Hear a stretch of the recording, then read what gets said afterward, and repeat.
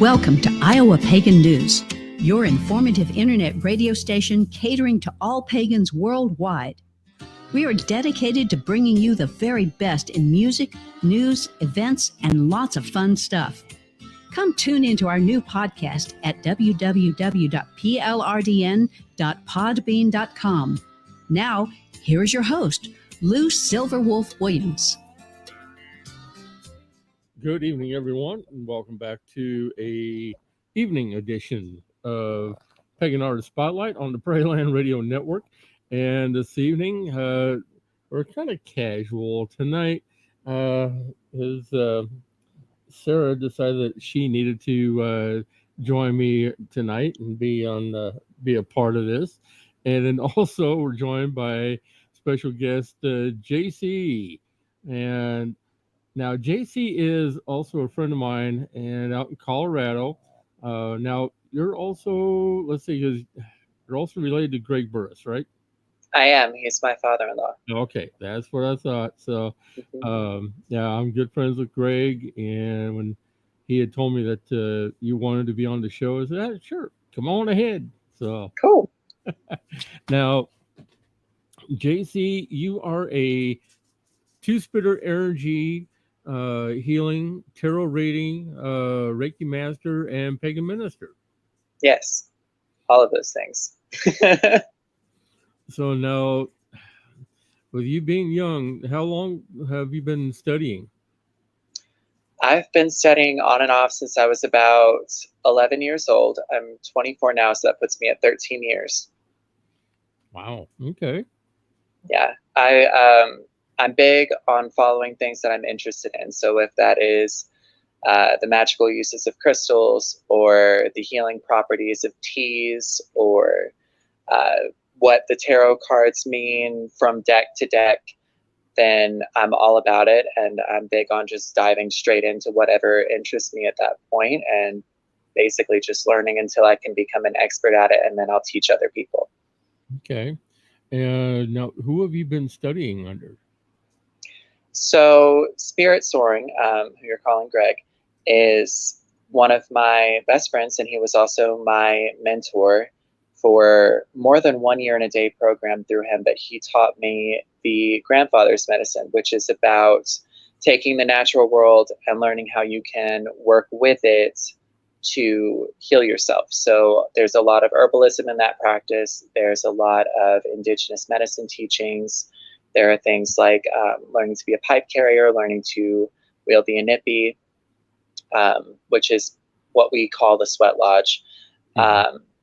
And I've also studied under his partner, Owl Song, or Sings with Owls, and she taught me the grandmother's way. So I've learned a lot about the need for ceremony and ritual in life, and the power of intention and dreams, and how we can make those dreams a reality. They're the formal teachers that I have had. I've taken online Reiki courses with people before. I've taken in-person classes with people before. And those have yielded a lot of positive results, because I was given the exercises and the tools I needed to go out into my living community, into the environment where I live, and work with people. So I did a lot of clinical work with a lot of other people as I was learning things. But the rest of it, honestly, I was self-taught. Okay, nice. And definitely want to say good evening to Greg, who is also joining us. So thanks for tuning in here, Greg. Appreciate it. Now, as I know, being out there in Colorado, you've got access to Native American spirituality. You've got access to a lot of different cultures as well. Yes. So what's been the most interesting for you that keeps you driven? The thing that keeps me most driven being out here in Colorado is that there are more opportunities accessible to me here than there were where I grew up. I was originally, I was born in Kentucky and raised in North Carolina. So the things that I do as part of my spiritual journey are not necessarily looked upon kindly in most of the circles I traveled in back home in North Carolina. So I moved to Colorado so that I'd be able to explore those opportunities, grow a business, and just live more authentically. Like places like Boulder have a reputation for being these melting pots for people's spiritual beliefs and lots of different kinds of culture. And there's so much history here that people are more willing to go out and learn and explore. Whereas back in North Carolina, pretty much the history you're going to learn about my ancestors, you're going to learn on the reservations, or even in some cases, you don't have those resources because we've done so much, I think, to ignore it because it makes us uncomfortable back there. Whereas here, there's more of the woke culture that says, well, you have to acknowledge that it exists, even if it's not something you personally subscribe to. And I think that's something I strive to help people understand. You don't have to believe what I believe. You just came to me for help, and this is what I know has worked for me. So I teach a lot out of just personal experience and say, well, you can do research, and I'll help you do some research, and I don't mind. Interesting. I was saying is, at least with being out there in North Carolina, you would have access to the Appalachia magic community and being able to have that knowledge under your belt as well. That's actually funny you say that, because Song is a lot of the roots that I have to that medicine path because of the way that our families actually raised us. It's not, it was a little different, at least in my experience, because my family taught through wives' tales and superstitions. Like, you don't spill salt. If you spill salt, you throw it over your left shoulder. If the broom falls, it means company's coming.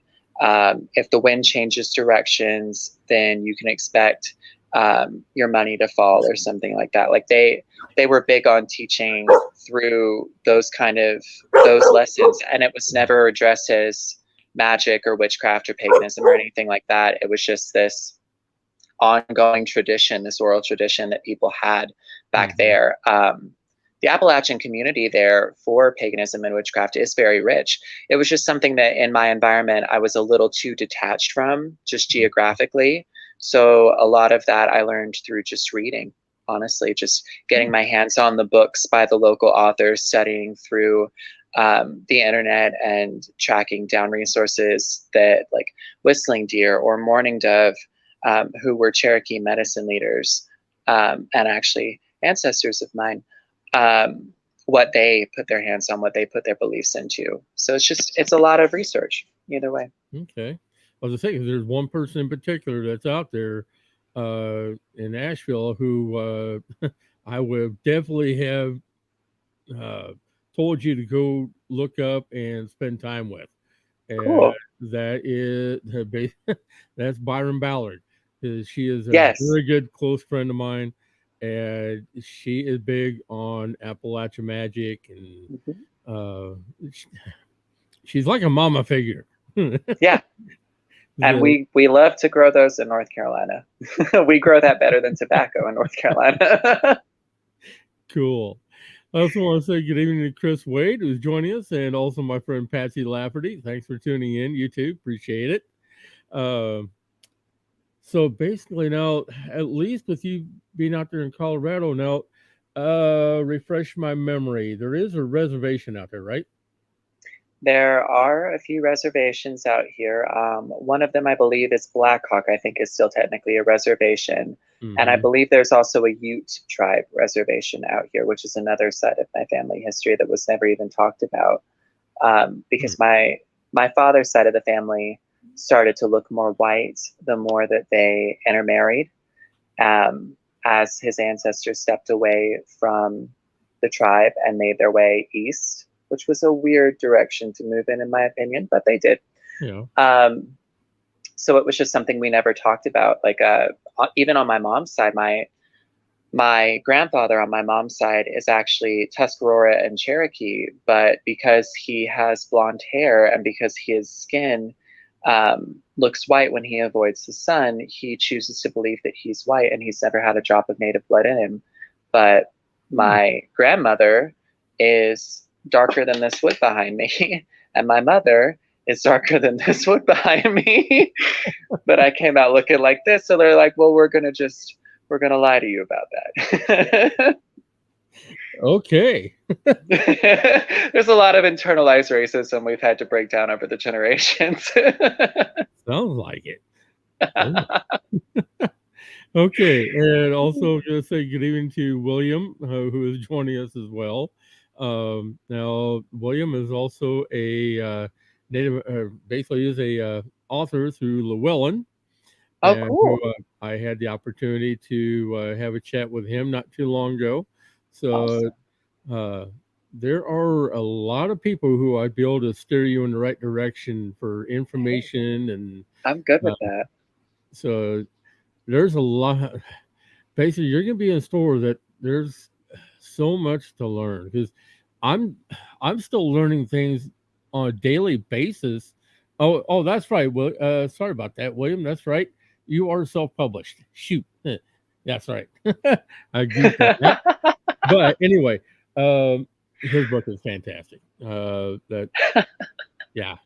So I'll have to tell you more about that one. But I'm learning new things every day by people that I talk to on here and have as guests because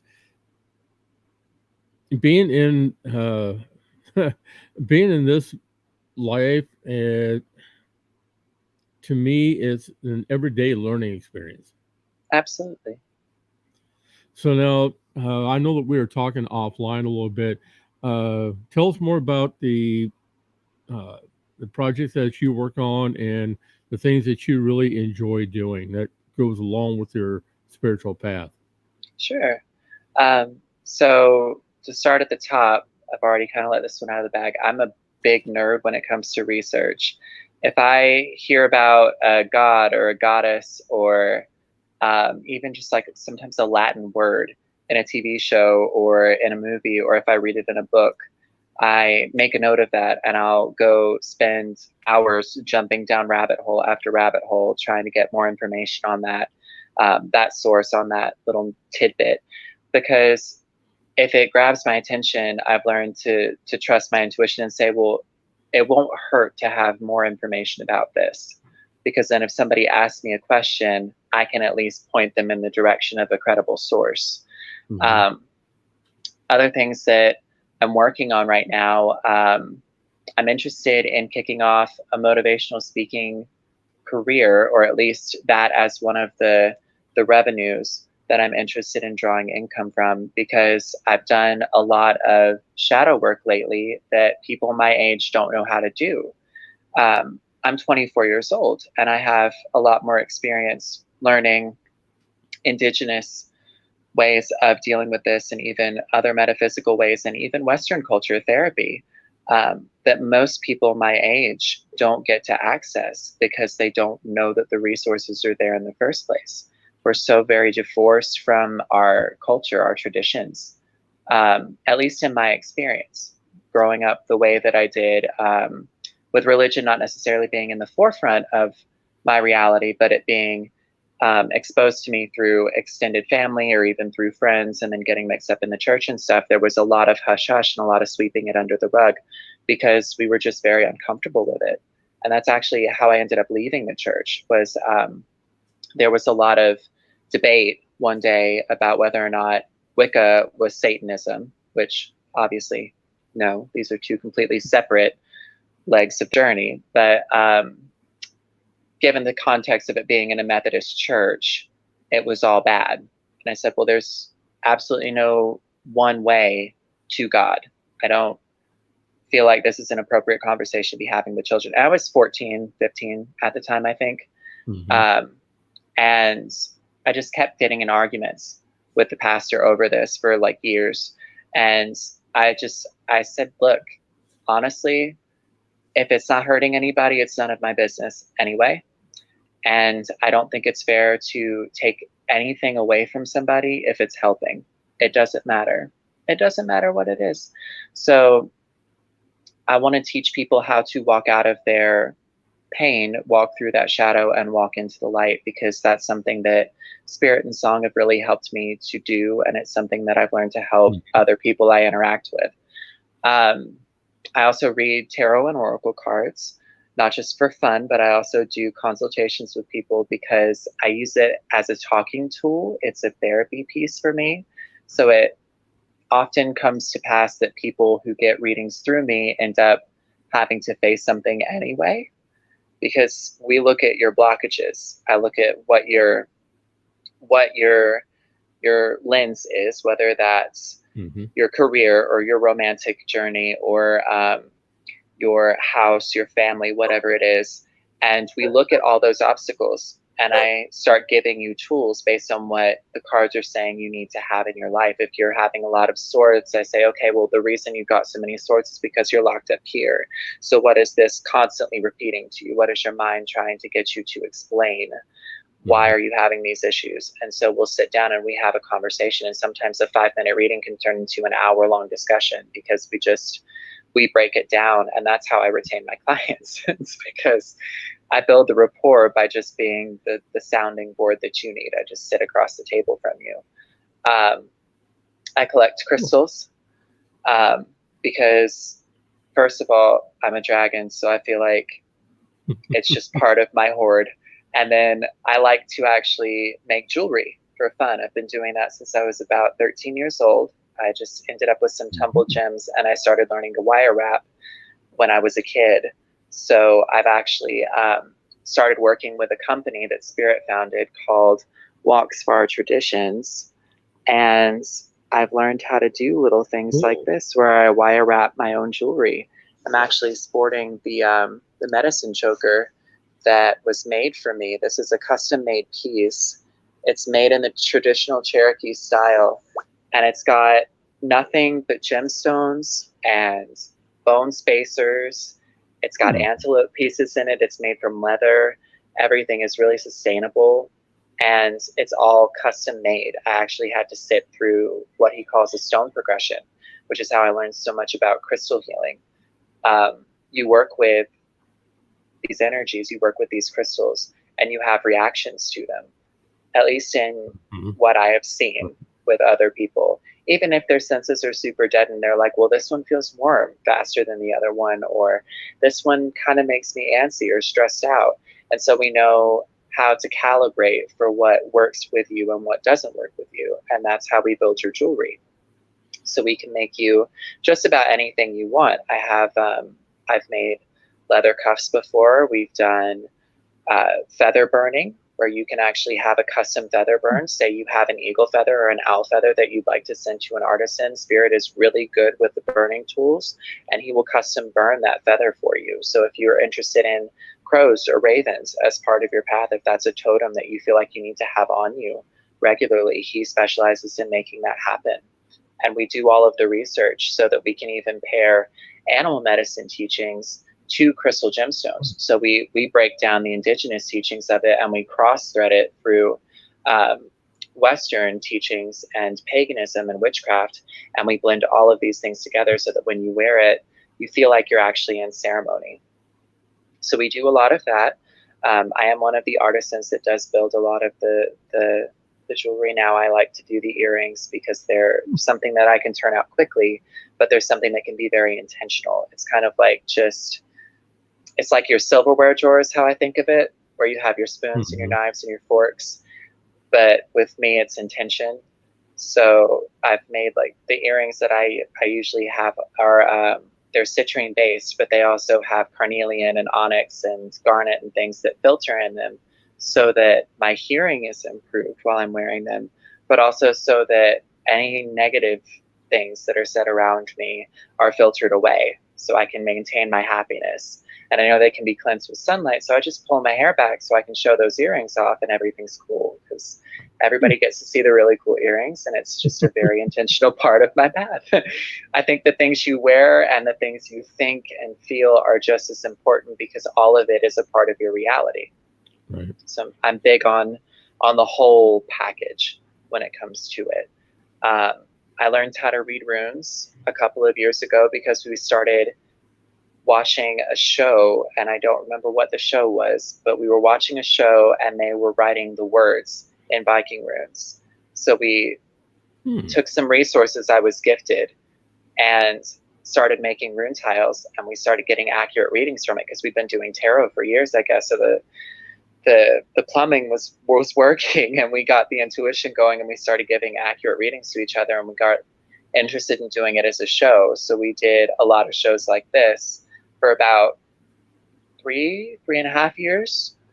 Pretty much we just grew from one show where I did tarot readings to bringing in a co-host to doing a Reiki meditation once a week and a conversation like this that we called Tuesday Talks with Spirit. And we did rune shows and craft shows and all kinds of stuff.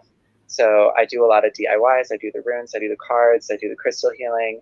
I got the Reiki mastership last year, finally, because I started that back in 2016, and I said I wanted to finish it, and I finally did during COVID, because I had just gotten out of a day job, and I needed a new marketable skill. And being in Colorado, I was in an environment where there were new metaphysical stores opening all over the place that were taking in people that would do healing and card reading. So I figured I would just finish the Reiki mastership so I wouldn't have to put that I was only capable of level 1.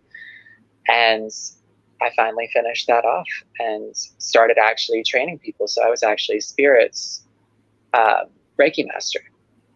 Excellent. I got him through all 3 levels of Reiki like that, because he picks up the information so well, and he got all of his clinical work done through the pandemic, as well as everybody was coming back out into the world. They were getting sick again, or they were getting overwhelmed again, and so he would just jump right in, and I give him some coaching, show him the symbols again, give him the language and things, and it seems to work out. The synchronicities all line up when they're supposed to. Well, it seems like you've got a lot of irons in the fire. And always. Eventually I'll build a forge so I can do something with them. Well, that would be the next step. So now I also want to say we've got Linda Newman, who has joined us as well. Hi, Auntie Al. I loved her show. I miss her. And then now, again, with you being out there in Colorado, besides having your close family to learn from, I mean, have they taken you onto a reservation and to let you talk with the people on the reservation to learn from them as well? That is something we have not had the availability to do. That's just simply been a time constraint, I believe, because since we got here, basically, we've just been trying to build a retreat center where we could offer all of the services and get those irons out of the fire so people could use them for tools. So basically, we've just been doing what we needed to do to survive. But I have met with some tribal leaders before. When I lived in North Carolina, I was taken by a neighbor to the Cherokee reservation because she found out that my family was Cherokee. And I actually ended up in one of their, I believe it was their equivalent of a sun lodge. It was supposed to be this hallowed ground. And me believing that I was mostly white, I just ended up crossing right into it. And this person who was not there before physically at all just appeared, and he grabbed my shoulder and he kept his hand on me and he said, "This is sacred ground." And I said, "Okay, this is sacred ground." And he said, "Okay, all ground is sacred ground, but this is dedicated sacred ground. So you're going to have to learn what that means." And then he just walked me back off of the mound, back to the group I was with. And from there, it's been that journey. I've been trying to understand what he meant, because there are definitely sacred sites in the world, like Stonehenge. And then there are the ones that we overlook, like the medians on the highway and those mountains in the distance, or the grass outside your workplace where everybody keeps throwing their cigarette butts. It's all sacred ground to someone. That's true. And having that kind of experience, I mean, that had to... I was 8. I was gonna say, even for a kid, that had to speak volumes. Because, granted, he was probably just wanting to remind you of that. Okay, little one, you're on sacred ground. You need to be educated, and now it's time for you to go back. Exactly. Exactly. That was the first time I had ever considered whether or not there was a concept of the veil that separates the spiritual world from the physical world. That was the first time I ever experienced something like that. It was like, this was definitely physical and it just looked like a sandbox. And then all of a sudden I'm having this existential experience. And now I have to run with this. Because that was the first time an adult ever really spoke to me like I was responsible for something. Like ever. Like my parents were very weird growing up anyway. Like my dad always worked and my mom needed to be taken care of most of the time. So there was a little bit of extra maturity there, but I had never considered that you could be not spiritually enlightened, but be your own advocate, be a person that is willing to go out and self-initiate. Interesting. Okay, so basically, if anyone's got questions for JC tonight, be sure to post those up in the chat, and we will definitely get to those because I know that we've got several people who are chimed in with us here tonight. So I always like it when we've got a lot of people that are joining us. So if anybody has questions out there, feel free to put those in the chat, and we'll definitely get to those. But in the meantime, we're going to take a quick break here for words from our sponsors, and then we're going to be right back right after these words, so don't go nowhere.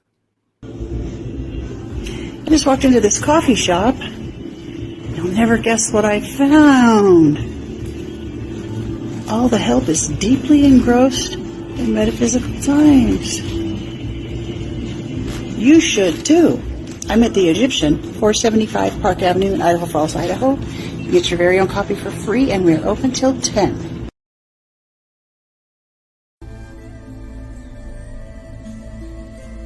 Sister Moon Apothecary and More is a collaboration of local island witches bringing you handcrafted tools for ritual, amazing apothecary, custom vinyl work, merchandise, and so much more. But we are not just an online store. We are a sisterhood, a platform, and a voice for everything that is magical. Join us for our famous Tarot Tuesdays from 11 to 4 Eastern Standard Time for a discounted reading with our amazing in-house intuitive reader and priestess, Wolf Spirit Energy, Beverly Oberlin. You can find us on Facebook at Sister Moon Store or on the web at sistermoon.shop. So fly on over and stop in for a spell. Pagan Artist Spotlight on the Prairie Land Radio Network and the Podbean Podcast Network. All right, we're back with JC. You just got done listening to my good friend Susan Balashek, who has been so kind enough to do some of our promos. And earlier you were hearing from Virginia Ackley, who is also a very dear friend of mine, who has been so kind enough to make our intros for us here. So definitely want to say thank you to both of them. Also, if you are a business or if you know somebody who has a metaphysical shop who would like to have some video spots here on Iowa Pagan News, get in touch with me. We have those available now, and it's something that I enjoy being able to provide for people. So be sure to take advantage of getting a video spot right here on Iowa Pagan News. All right, now then, let's get back to what we're talking about with JC here. So, with everything that you're currently doing and your studies that you've been undergoing, what is your ultimate goal? My ultimate goal is to understand more of the world around me and bring other people along for that journey. I want to not only live in the cycles of the seasons, in the cycles of the world of life, but I want other people to also awaken to the potential that they can do this for themselves as well, because all it takes really is a choice. That's all it is. You just have to get off of the fence and say, well, if I don't like this, if it doesn't serve me, I just have information. And sometimes we forget the most important information anyway, and we have it revisited to us. So I just want to share with other people what I'm learning as I'm learning it even. And I want to make it so that humanity doesn't have to be as limited as we have been, as we've made ourselves. Okay. All righty. Now, and I know that basically you're wanting to open up the center like you were talking about. So where do you see yourself in the next, like, say, 3 to 4 years? Well, I see myself living on property that I actually am getting ready to have paid off here in Colorado, in the house that my family and I are going to build from the ground up. We have all the designs and everything. It's going to be gorgeous and beautiful and very sustainable, actually. And I see, at the very least, if it is not established in 4 years, I see us offering our teachings and our tools and our knowledge to people in our community. Just, even if it's just from a storefront, even if it's just over a cup of tea, you know.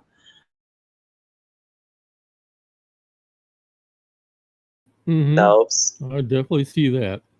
For sure. I don't know if Spirit has shown you any pictures of my kid, but my baby is also a two-spirit, and they're just the most beautiful bundle of joy. And I'm so excited to see that in the next 4 years, not only are they still entirely themselves, but they're also capable of communicating everything about themselves as they learn it to me at that point. I just think there's a lot we could learn from kids. I think there's so much we could learn from kids, especially if we don't limit their definition of what their life is. That's true. Very true. Because I've heard that statement before from a few other people as well. Okay, now,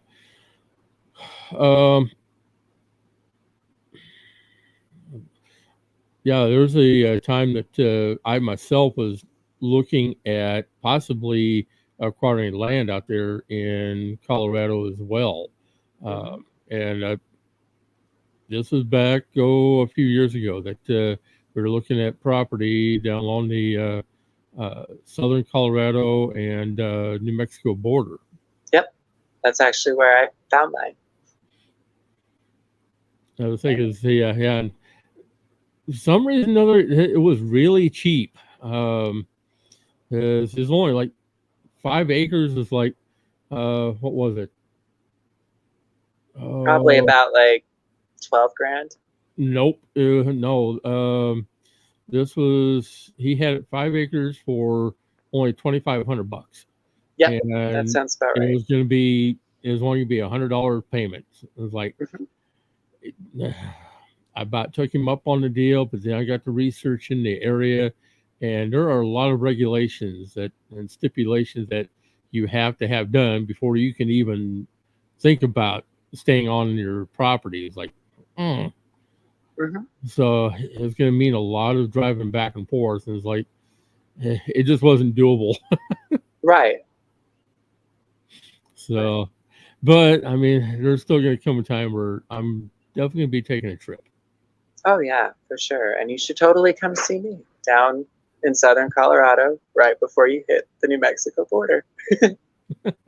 Well, it's let's say I know the route because I had all mapped out and everything. So it's probably down around the same area that I was looking at.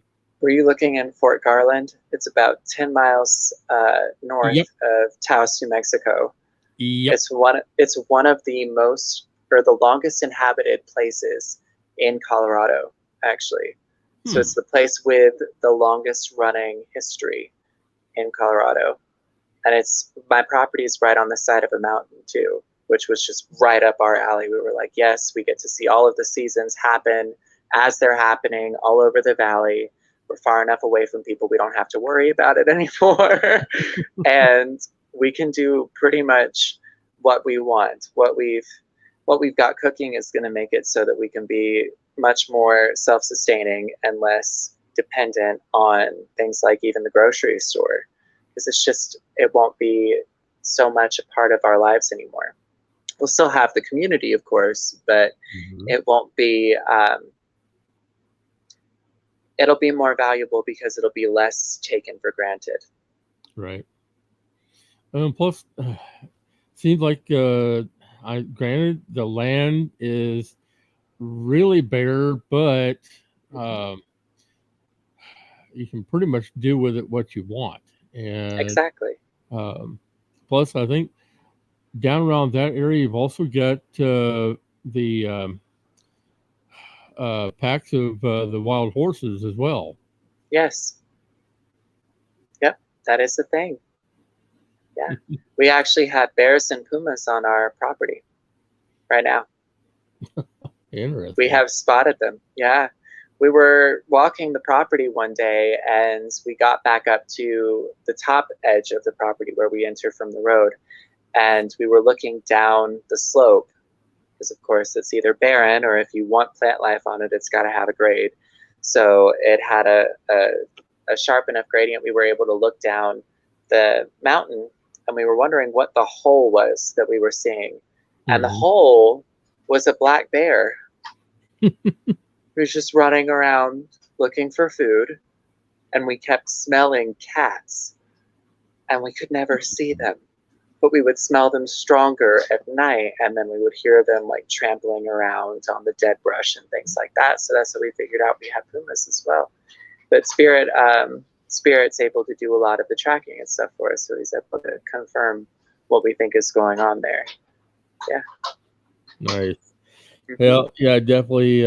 Once I'm back into the place, I get myself back into a place where I can travel again. Yeah, I'm definitely going to be making a trip out that way. Oh, that would be awesome. I would love to meet you in person. I think that would be really fun. Yep. I have been, I was laid up for several months with GBS, and now I've got about 75% of my mobility back. So at least I'm getting back to the point where I'll be able to travel and get done what I need to. So being out in that area, I think is going to do me a lot of good. Oh, absolutely. At the very least, we get a lot of sunshine, so much sunshine. I miss rain. I'm one of the few people that will say that I miss rain. It used to thunderstorm and I would hear like the cicadas singing while it would thunderstorm, and it was just the best thing in the world. And now here I'm lucky to get a thunderstorm that lasts more than 30 minutes. Oh, wow. Yeah, it's so dry here because, and I know people are going to think I'm crazy about this, but for the first, logically, we just don't respect our environment. We just don't. We would rather have another shopping mall or another grocery store or more highway than have more access to water or better resources for making renewable energy instead of polluting the environment that we've already got. But I think that a lot of it has to do with intention. I think that there are people who run around that don't understand that their energy, their magic can sometimes manipulate the weather. And I know that this is a big concept with Appalachian witchcraft. This is how, when it was really dry, you would summon a storm and you would get those crops watered, because if you didn't, you were gonna starve. And that's a big thing even in indigenous traditions. That's why there's such a stereotype of natives going out in the deserts and doing rain dances. It's not because they wanted to water the desert. It's because they needed to bring that storm. They needed to bring that rain, that prosperity back so that they could continue to survive. And here we're so used to having everything we want right then that we don't want it to snow. We don't want it to rain. We don't want it even to be foggy because it's an inconvenience. The weather is an inconvenience instead of something that we've learned to live in harmony with. So they just want sunny days, and we just get sunny days. Nice. Yeah, and I've spoken several times about there's going to come a time where we are all going to have to learn how things were done back in the old days and the way that our ancestors lived, and getting back to homesteading, teaching others how to live off the land again. There's going to come a time where that's going to be necessary. Mm-hmm. Well, I mean, look at COVID. So many people started doing the bread making at home because they couldn't find bread out in the world. The hemp market went through the roof because suddenly you could get hemp toilet paper and hemp products that were totally accessible before everybody had to shut their doors, but everybody bought what was readily available. So we ended up not having resources because we overdid it. We started hoarding things, and we had our scarcity mindsets playing out in the forefront. But people started doing things like crafting again, making their own clothes or upcycling clothes. We took a step back from fast fashion because we couldn't go anywhere. We couldn't go buy the cheap clothes that would fall apart 2 times after you wear them and once after you washed them. Right. So we started doing all of the thrift storing stuff again. We took a step back and said, this is really difficult. We wanted to go back to normal, but normal doesn't work. Normal wasn't sustainable in the first place. That's why nobody wants to go back to work. It's because we don't see it working for us. We don't see anything coming out of that actually serves our spirits anymore. So I agree with you. I think that not only are we going to have to learn to homestead and feed our families off of a farm and learn how to make trade happen again, because money may not always be a thing either. We're going to have to learn to respect each other and the planet a lot more when we can't grow mangoes at 15,000 feet in the wintertime. Right. Where are you going to get your avocados for your guac and your avocado toast in America when you don't have enough water? How are you going to get it? Right. Yep. It's like, that's also going to be a challenge that people are going to have to learn to do. And is here again, being able to drill your own well, down to it, and to be able to get water, and either that or develop a way to irrigation. Yeah, a way to develop a rain catchment system or something along those lines, and it's going to come down to those skills being necessary. Absolutely. I think it'll make us respect our veterans a little bit more as well, because they've had to deal with that. They've had to deal with not having access to those resources and that ease, that comfort that we're so used to because they fought and died for it.